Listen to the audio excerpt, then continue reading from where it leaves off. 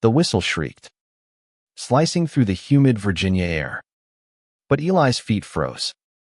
The soccer ball rolled past him, a blur of black and white, as the crowd's roar faded into a mocking hum. He was 18, the star striker of Westbridge High, and he'd just missed the shot that could have won the state championship. Eli Carter had always been untouchable on the field, quick, precise, a predator with a ball. But that was before he came out, before the whispers started, before his teammates' glances turned cold, before his own mind betrayed him with doubt. Now, every game felt like a trial, and every miss was a verdict. He wasn't good enough anymore. Not as a player. Not as a man. The locker room after the game was a tomb. His teammates avoided him, their laughter dying when he walked in. Coach Ramsey, a grizzled man with a permanent scowl, pulled him aside. "Carter, you're off the starting lineup. Get your head straight, or you're done."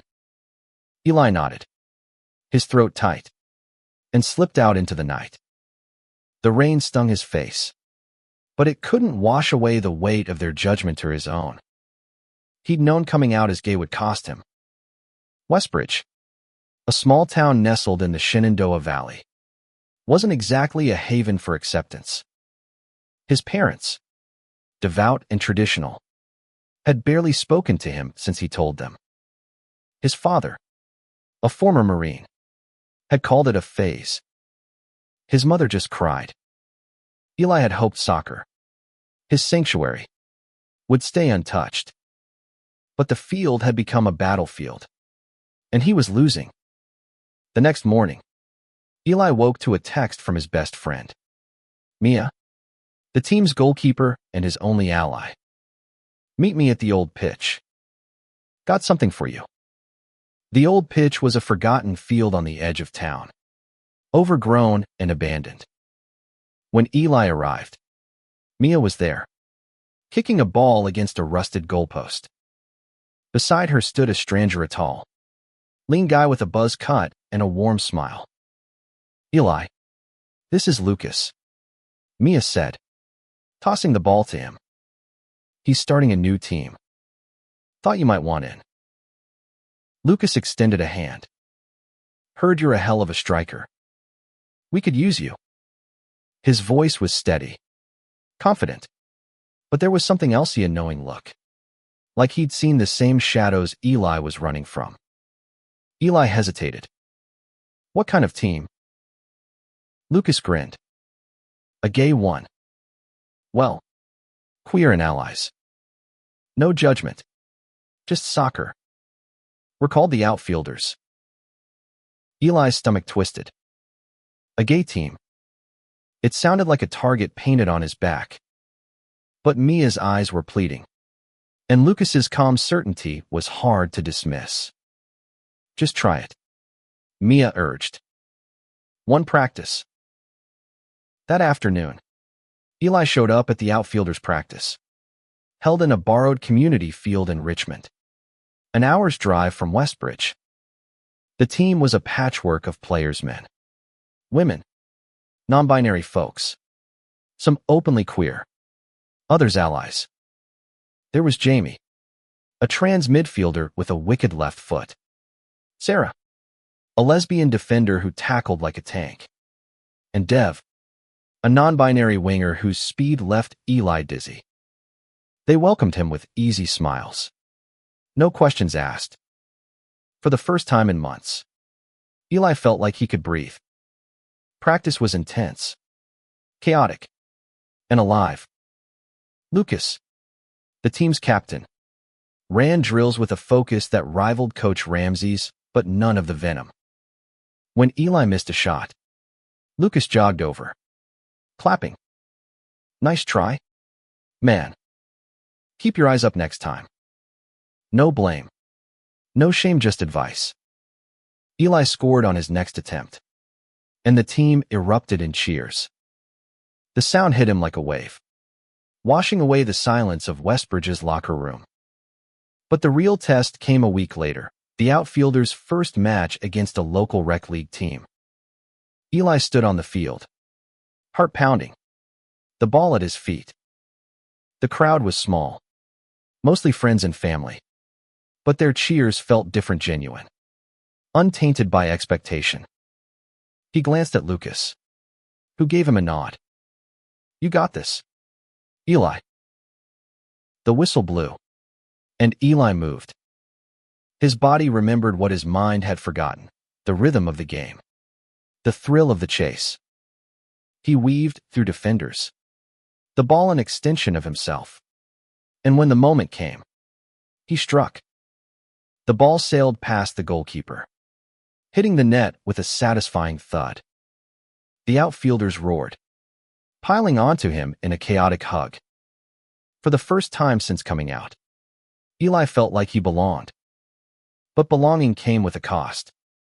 Word of the outfielders spread, and so did the rumors. Back in Westbridge, Eli's teammates caught wind of his new team. "Playing with the Rainbows now, Carter," one sneered during gym class. The words cut deeper than Eli wanted to admit. He could handle their taunts, but the thought of his parents finding out of them, seeing him as even more of a disappointment, gnawed at him. That night, Eli sat in his room, staring at a photo of his old team, the one he'd led to victory after victory. He wanted to believe he could have both, the game he loved and the truth of who he was. But Westbridge felt like a shrinking cage, and the outfielders, for all their warmth, were a world away. He didn't know how to bridge the gap, if he even could. Eli's days began to split between two worlds. Mornings in Westbridge were a gauntlet of sideways glances and hushed conversations. School hallways buzzed with gossip about his new team, and his old teammates made a point of excluding him from their plans. But afternoons with the outfielders were a refuge. The Richmond field became his escape, where the only thing that mattered was the ball and the people chasing it with him. Lucas noticed Eli's tension during one practice. "You good, man?" he asked, tossing him a water bottle after a drill. Eli shrugged, not ready to unpack the mess of his life. Lucas didn't push, but his presence steady, unjudging, made Eli want to open up. Over the next few weeks, he started to. Late-night talks after practice revealed Lucas's own story, kicked out at 16 for being gay. He'd clawed his way through foster care and community college, finding solace in soccer. "This team," Lucas said, "it's not just about the game. It's about building something real." Eli envied Lucas's certainty. He wanted to believe in the outfielder's mission, but doubt clung to him like damp grass. Could a team really change how he saw himself, or how the world saw him? The question haunted him as the outfielders prepared for their next big match, a regional tournament with a chance to qualify for a national queer league. The tournament was held in Charlottesville, a 2-hour drive from Westbridge. The outfielders arrived in a borrowed van, their mismatched gear stuffed in the back. Eli felt a flicker of pride seeing their rainbow armbands, but nerves gnawed at him. This wasn't a friendly rec game, these were competitive teams, and the stands were packed. He spotted a few Westbridge faces in the crowd, including Mia, who'd driven up to cheer. But there was another face that made his stomach drop, his father. John Carter stood stiffly by the bleachers, his arms crossed, his face unreadable. Eli hadn't told his parents about the outfielders. Had Mia? Or had the rumors reached them? Either way, his father's presence felt like a storm cloud. Eli's first instinct was to hide, but Lucas clapped a hand on his shoulder. "Focus on the game, Eli. We've got your back." The match was brutal. Their opponents, a team from D.C., were fast and physical, their defense like a brick wall. Eli struggled to find his rhythm, his father's gaze burning into him from the stands. By halftime, the score was 0-0, and Eli's frustration boiled over. "I'm screwing this up," he muttered to Lucas in the huddle. "You're not," Lucas said firmly. "You're here. That's enough for now." He called a new play, one that leaned on Eli's speed and instincts. When the second half started, Eli threw himself into it, dodging tackles and weaving through gaps. In the final minutes, he broke free, the ball at his feet, the goal in sight. He struck, and the ball soared only to clip the crossbar and bounce out. The crowd groaned, and Eli's heart sank. He'd failed again. But then Jamie, the trans midfielder, stole the ball back, passing it to Sarah, who sent it to Eli. "Go," she shouted.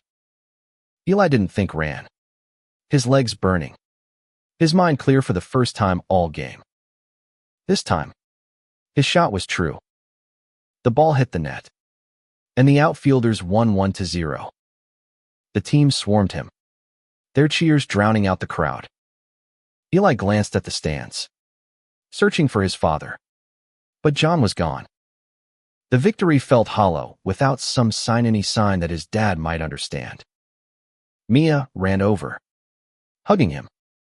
"You were amazing," she said, but Eli could only nod, his eyes on the empty spot where his father had stood. Back in Westbridge, the fallout was immediate. Word of Eli's goal spread, but so did the details of the outfielders.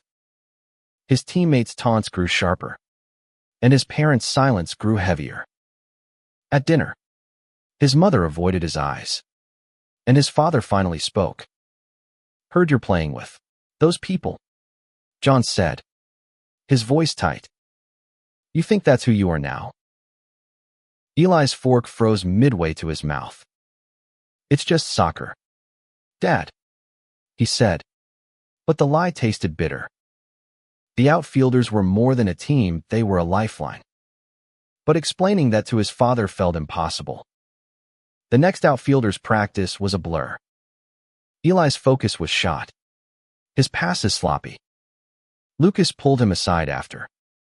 "Talk to me," he said, his voice gentle but firm. Eli hesitated, then spilled it all, his father's disapproval, the team's rejection, the fear that he'd never be enough. Lucas listened, his eyes steady. "You don't have to prove anything to them," he said. "You're enough for us. And you're enough for you." Eli wanted to believe him, but the weight of Westbridge off his father's words, of his old team's betrayal pressed down. The outfielders had given him a taste of freedom, but could they really help him reclaim his life? Or was he just running from one fight to another? Eli's nights were restless now, his dreams a tangle of soccer fields and accusing faces.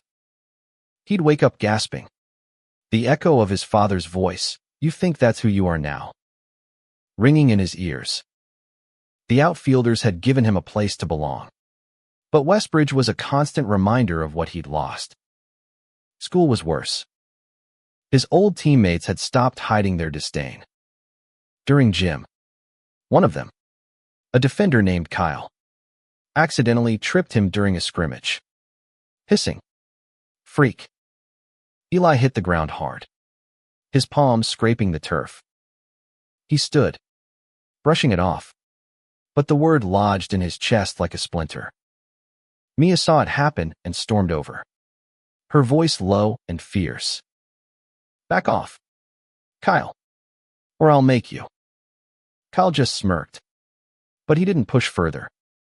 Mia drove Eli to Richmond that afternoon, her silence heavy with worry. "You don't have to keep doing this alone," she finally said. "Talk to the team. They get it."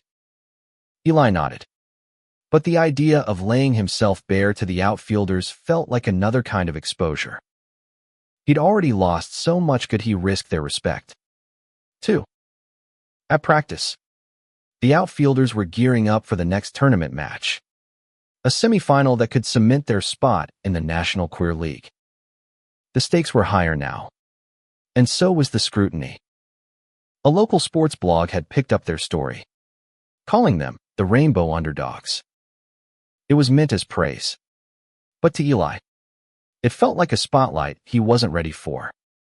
Lucas ran the team through a new formation, one that put Eli at the center of their attack. "You're our spark, Carter," he said, clapping Eli's shoulder. "We need you sharp." Eli forced a smile, but his mind was elsewhere. He kept seeing his father's face in the stands, the way he'd left without a word. Was he ashamed? Angry? Eli didn't know which was worse. The semifinal was in Norfolk, a gritty coastal city with a packed community field. The outfielders faced a team from Baltimore, a disciplined squad with a reputation for shutting down offenses. Eli felt the pressure from the first whistle. The Baltimore team marked him tightly, their defenders shadowing his every move. He missed 2 early shots, and the old doubts crept in. "You're not good enough. You never were." At halftime, down 1-0, Lucas called the team together.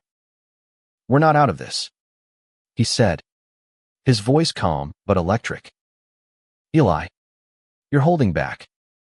Stop thinking and play." Sarah, the defender, chimed in. "We've got you, man. Let us carry some of that weight." Her words hit Eli hard. He wasn't used to teammates who saw his struggle and didn't judge him for it. The second half was a war. Eli pushed harder, his legs burning as he fought through the defense. In the 80th minute, Dev, the non-binary winger, sent him a perfect pass.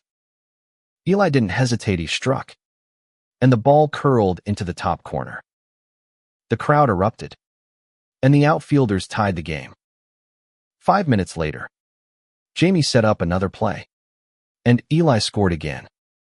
The final whistle blew, 2-1. Outfielders. The team's celebration was electric, but Eli's eyes kept drifting to the stands. No sign of his father this time, but Mia was there, screaming his name. Lucas pulled him into a hug. "That's the Eli I knew was in there," he said, grinning. For a moment, Eli felt invincible. But the high didn't last. Back in Westbridge, the sports blog story had spread, and with it came the backlash. Someone spray-painted FG on Eli's locker at school. The principal called it vandalism, but no one was punished. Eli's parents saw the article, too. His mother left a copy on the kitchen table, circled in red, but said nothing. His father's silence was louder than ever. Eli started skipping school, dreading the hallways. He threw himself into the outfielders, driving to Richmond every chance he got. The team was preparing for the national qualifier, but Eli's heart was a tug of war. The outfielders felt like home, but Westbridge was where his family was, where his past was. Could he really leave it behind? One evening, after a long practice, Lucas invited Eli to grab food at a diner near the field. Over burgers and fries, Lucas shared more of his story: the rejection, the loneliness, the slow climb to self-acceptance. "You don't have to choose between who you are and what you love," Lucas said, "but you might have to fight for both." Eli stared at his plate, the words sinking in.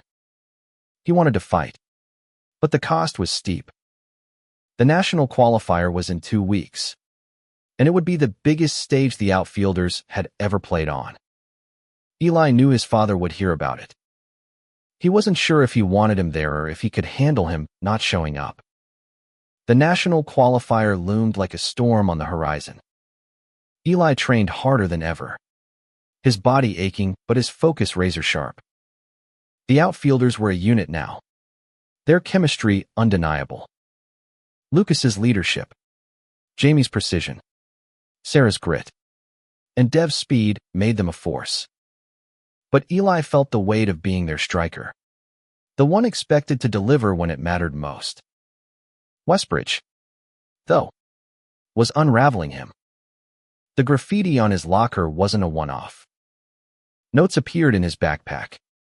Crude slurs scrawled in Sharpie. He stopped telling Mia, not wanting her to worry, but she noticed his silence. "You can't keep this in," she said one day, cornering him after class. "You're not alone, Eli." He wanted to believe her, but the hate was a tide, pulling him under. His parents were no help. Dinner was a minefield of unspoken tension. One night, his father broke the silence. "This team you're with," John said, his voice low. "It's not just soccer, is it?" Eli's heart raced. "It's soccer, Dad. It's my team." John's jaw tightened. "You're my son. I don't want you throwing your life away for this." The word hung in the air, sharp and final. Eli left the table, his appetite gone. The outfielders became his anchor. Practice was where he could forget Westbridge, forget his father's disappointment. Lucas sensed his struggle and started checking in more, offering rides or just listening when Eli needed to vent. One evening, as they packed up after practice, Lucas tossed him a rainbow armband. "Wear it if you want," he said. No pressure. Eli slipped it into his bag, unsure if he was ready to wear it openly. The qualifier was in D.C., a massive event with teams from across the country.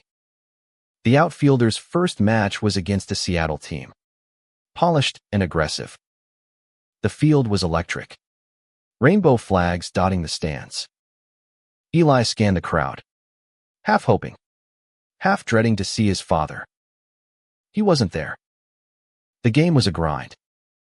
Seattle's defense was relentless, and Eli struggled to break through.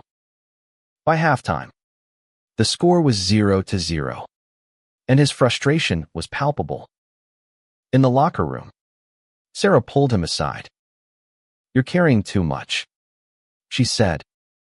"Let us help." Eli nodded, but the pressure was crushing. He wasn't just playing for the team, was playing for himself, for the kid who'd lost everything when he came out. The second half was different. Lucas adjusted the formation, giving Eli more space to run. Dev and Jamie fed him passes, and Sarah's tackles kept Seattle at bay. In the 75th minute, Eli saw an opening. He sprinted, the ball glued to his foot, and fired a shot that ripped through the net. The crowd roared, and the outfielders mobbed him. For the first time, Eli felt like he was winning not just the game, but something deeper. They won 1-0, advancing to the next round. The team celebrated at a nearby pizza joint, laughter and music filling the air. Eli felt lighter, but the absence of his family gnawed at him. He checked his finino messages from his parents. Mia, though, had sent a video of the goal, captioned, "You're a star." He smiled, but it didn't reach his eyes. Back in Westbridge, the hate escalated. A group of guys from school cornered Eli in the parking lot. Their words venomous. "You're a disgrace." One spat.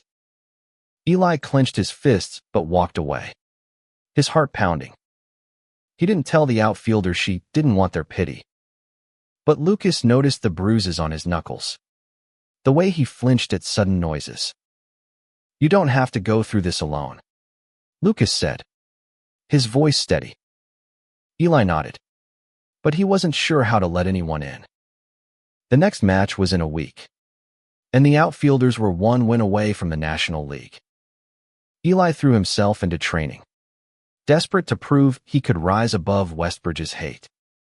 But the night before the game, he got a call from Mia. "Your dad's coming to D.C. she said. I told him about the match. He didn't say much. But he's coming. Eli's stomach churned. Was his father coming to support him or to judge him? The question kept him up all night, his mind racing with possibilities. The outfielders had given him a new home, but his old one was slipping away. Could he hold on to both? Or would he have to choose? The D.C. field was a sea of color, rainbow flags waving under a crisp autumn sky. Eli's heart thundered as he laced up his cleats. The outfielders' chatter a steady hum around him. His father was coming. The thought was a double-edged sword, hope and dread twisted together. Lucas noticed Eli's tension during warm-ups. You okay? He asked, his voice low. Eli shrugged, his eyes on the stands. My dad's coming. Lucas's expression softened. That's big. Whatever happens, we're here. Eli nodded. But the weight of his father's presence felt heavier than the game itself. The outfielder's opponent was a Chicago team, fast and tactical, with a striker who'd already scored twice in the tournament. The first half was a battle, both teams trading possession, but no goals. Eli felt his father's eyes on him, though he couldn't bring himself to look at the stands. Every missed pass, every blocked shot, felt like a personal failure. At halftime, Lucas rallied the team. We're in this, he said. Eli, you're our edge. Play like you. Eli wanted to believe him, but his father's shadow loomed large. Jamie, sensing his hesitation, bumped his shoulder. You're not just playing for him. You know, you're playing for you. The second half started with a spark. Dev stole the ball and sent it to Eli, who dodged a defender and passed to Sarah. She set up Lucas, who scored with a header. The outfielders were up 1-0, but Chicago answered back minutes later, tying the game.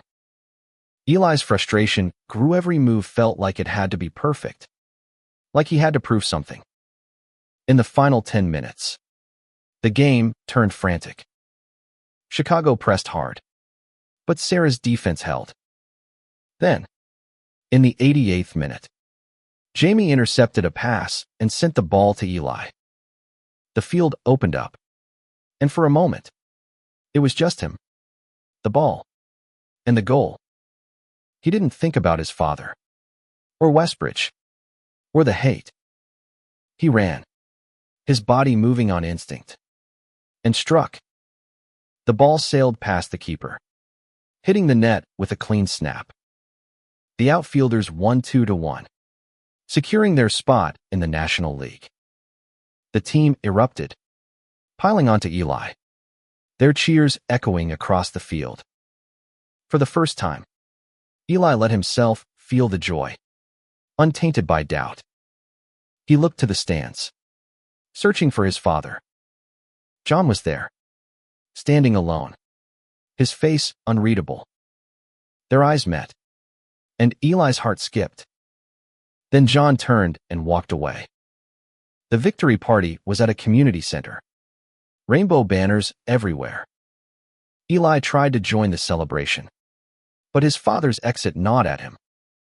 Lucas found him sitting alone, nursing a soda. You were incredible out there, Lucas said. Whatever's going on with your dad, that's his fight, not yours. Eli's throat tightened. I thought maybe he'd see me. Lucas put a hand on his shoulder. He did. Give him time. Eli wanted to believe it, but the hurt was raw. He'd won the game, but his father's silence felt like a loss. Back in Westbridge, the harassment didn't stop. A brick shattered Eli's bedroom window one night. A note tied to it, leave. He didn't tell his parents, but his mother found the glass and cried. His father said nothing, just boarded up the window. Eli stopped going to school altogether. spending his days with the outfielders or at Mia's house, avoiding home. The National League's first match was in a month, and the outfielders were training harder than ever. Eli threw himself into it, desperate to hold on to the one place he felt whole. But the hate in Westbridge was escalating, and he couldn't shake the fear that it would follow him to the field. Lucas started driving him to and from practice, sensing the danger. "You're not alone in this," he said one night, his voice fierce. "We're your family now." Eli clung to those words, but the rift with his real family was growing. He hadn't spoken to his father since the qualifier, and his mother's attempts at conversation were strained. The outfielders were his lifeline, but could they really replace the home he'd lost? As the National League approached, Eli knew he'd have to face that question, and the answer might break him. Eli's world was fracturing, but the outfielders held him together. Training for the National League was grueling, their practices a mix of sweat and laughter. Lucas pushed them hard, but his belief in the team in Eli was unshakable. "We're not just playing for a trophy," he told them one evening, the sunset painting the Richmond field gold. "We're playing for each other." Eli wanted to lose himself in the game, but Westbridge wouldn't let him. The harassment had turned physical. A group of guys jumped him outside a gas station, leaving him with a black eye and a split lip. He told the outfielders it was an accident, but Lucas saw through the lie. "You don't have to protect us from this," he said, his voice tight with anger. "We're in it with you." Eli didn't know how to accept that kind of loyalty. He'd spent so long fighting alone that the idea of a team of family standing by him felt foreign. But the outfielders proved it every day. Sarah taught him how to block a punch, half joking, half serious. Jamie shared their own story of surviving hate as a trans kid in a small town. Dev, usually quiet, started texting Eli memes to keep his spirits up. Slowly, Eli began to trust that they meant it. The National League's opening match was in Philadelphia, a massive event with teams from every corner of the country. The outfielders were underdogs, but their semifinal win had earned them buzz. Eli felt the pressure, but it was different now, not just about proving himself, but about honoring the team that had saved him. The first game was against a New York team, sleek and confident. The outfielders started strong, with Lucas and Jamie controlling the midfield. Eli scored early, a clean shot that set the tone. But New York fought back, tying the game by halftime. In the locker room, Lucas kept it simple. "We're not here to blend in," he said. "We're here to stand out." The second half was a blur of intensity. Eli ran harder than he ever had, his body screaming, but his mind clear. In the final minutes, he saw an opening, took a pass from Dev, and scored. The outfielders won 2-1, and the crowd's roar was deafening. Eli felt alive, untouchable, part of something bigger than himself. After the game, Mia found him, her grin wide. "You're killing it," she said, hugging him. Eli scanned the stands, hoping against hope, but his father wasn't there. The absence stung, but the team's celebration dulled the pain. They danced in the locker room, music blasting, and for a moment, Eli let himself forget Westbridge. But reality crashed back the next day. A local news outlet in Westbridge ran a story about Eli and the outfielders, framing it as a controversial choice. The comments online were vicious, calling him a traitor to his town, his family, his sport. Eli's mother saw it and broke down, begging him to come back to normal. His father didn't speak, but his silence was louder than ever. Eli started staying at Lucas's apartment in Richmond, unable to face home. Lucas didn't pry. just gave him a spare key and a couch to crash on. One night, over takeout, Eli finally opened up about the brick. The notes. The attack. Lucas listened, his jaw tight. "You're not going back there alone," he said. "Not while I'm here." The outfielders' next match was in 2 weeks. A quarterfinal that could put them in the spotlight. Eli trained relentlessly, but the fear lingered. What if the hate followed him to Philly? What if his father never came around? The team was his home now, but the pull of his old life off his family was a chain he couldn't break. One evening, Lucas took Eli to a queer community center in Richmond, where the outfielders sometimes hung out. There, Eli met other players, coaches, and fans who'd faced their own battles. Their story saw rejection, resilience, and love mirrored his own. For the first time, Eli felt part of a bigger fight, one that wasn't just about soccer but about living authentically. As the quarterfinal approached, Eli made a decision. He slipped the rainbow armband onto his wrist, the one Lucas had given him. It felt like a declaration, a line in the sand. He was done hiding. But the question remained, could he face his father, his town, and himself with the same courage? The quarterfinal in Philadelphia was a crucible. The outfielders faced a Miami team, fast and ruthless, with a crowd that felt like a living thing cheering, jeering, alive with energy. Eli wore the rainbow armband openly now, its colors stark against his jersey. It was a statement, and he felt its weight with every step. Lucas had drilled the team relentlessly, their formation tight and their strategy bold. "We're not just playing for us," he told them before the game. "We're playing for everyone who's been told they don't belong." Eli felt those words in his bones. This wasn't just a match, it was a fight for his place in the world. The game was brutal from the start. Miami's strikers were relentless, and their defense was a wall. Eli struggled to find space, his shots blocked or saved. By halftime, the score was 0-0, and the outfielders were exhausted but unbroken. In the locker room, Sarah clapped Eli's shoulder. "You're carrying us, even when you don't score. Keep going."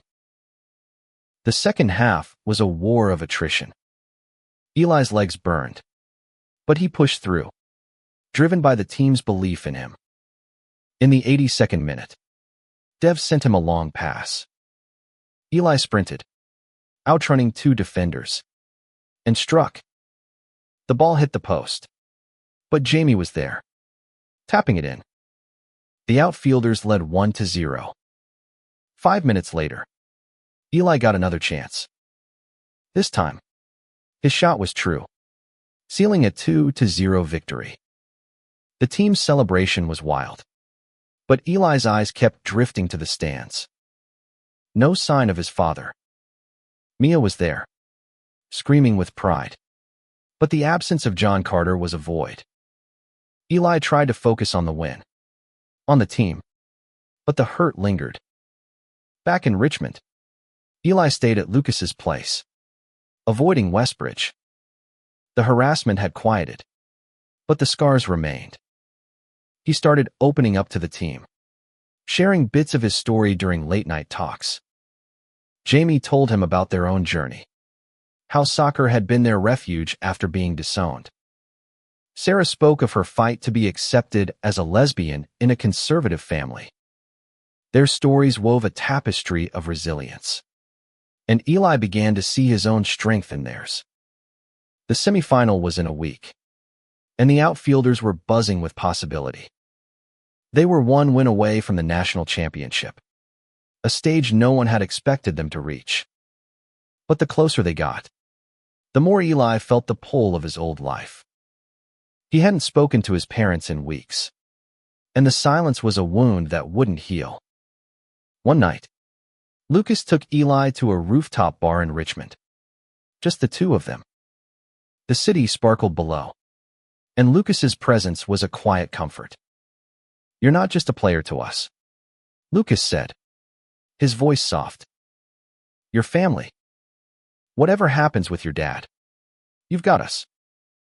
Eli's chest tightened. He hadn't realized how much he needed to hear that. The next day, Mia called with news that shook him. "Your dad's been asking about the semifinal," she said. "He's thinking about coming." Eli's heart leapt, then sank. What did his father want? To support him? To judge him? The uncertainty was a knot in his stomach. But he couldn't back down now. The outfielders had carried him this far, owed them everything. As the semifinal approached, Eli trained with a ferocity he didn't know he had. The rainbow armband stayed on, a symbol of his defiance. But the night before the game, he got a text from his mother. "Your father's struggling. Please talk to him." Eli stared at the message, his thumb hovering over the reply button. He wanted to reach out, but the fear of rejection stopped him. What if his father couldn't accept him? What if the outfielders weren't enough to fill that gap?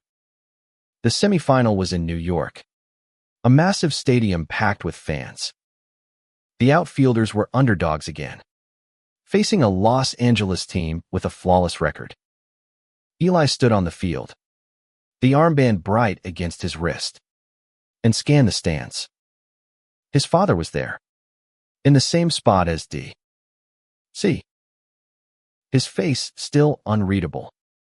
Eli's heart pounded, but he turned to Lucas, who gave him a nod.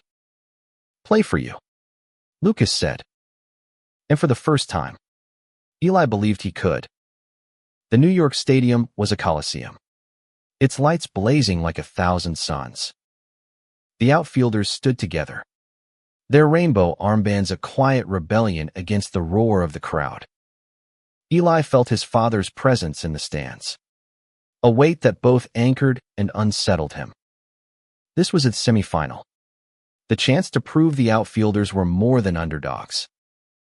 The Los Angeles team was a machine, their passes sharp, their defense impenetrable. From the first whistle, they dominated possession, forcing the outfielders to scramble. Eli fought for every ball, his body screaming, but LA's defenders were relentless.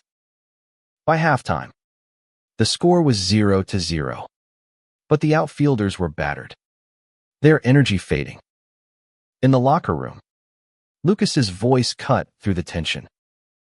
"We're not done," he said, his eyes fierce. "This is our moment." "Eli, you're our fire, light it up."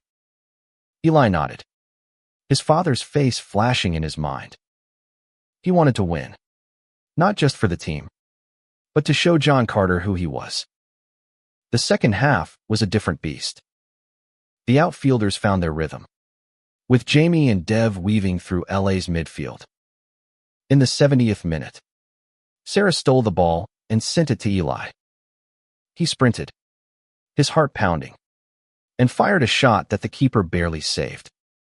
The crowd gasped, and Eli felt a spark could do this. In the 85th minute, the moment came.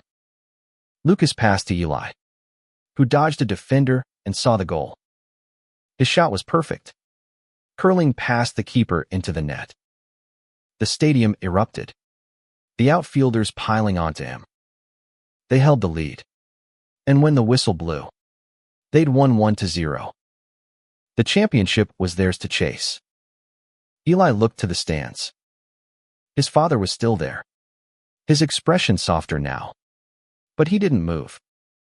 Eli's heart ached, but Lucas's arm around his shoulder grounded him. "You did it," Lucas whispered. Eli nodded, tears stinging his eyes. The outfielders were his home, win or lose. The championship was a week away, but Eli's fight wasn't over.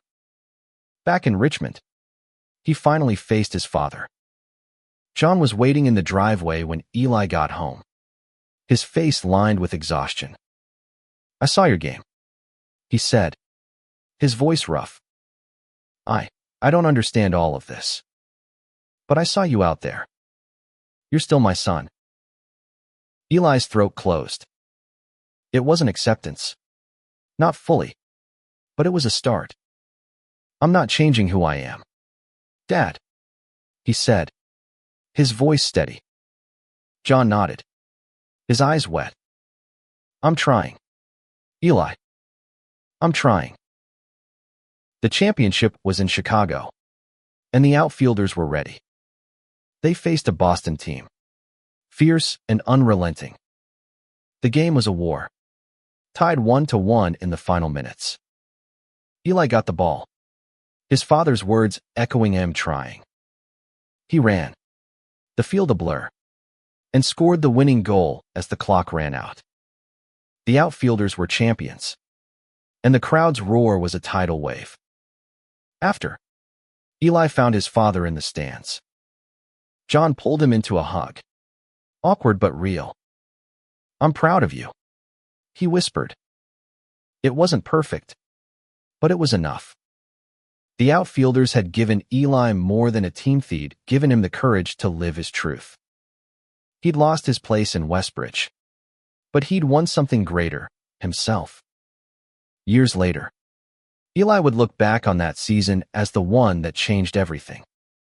The outfielders became a beacon for queer athletes, and Eli stayed with them, coaching new players who'd faced their own battles. Westbridge never fully embraced him, but his family did. Slowly, imperfectly. And every time he stepped onto a field, rainbow armband on his wrist, he knew he'd won his life back not by scoring goals, but by finding a team that showed him he was enough.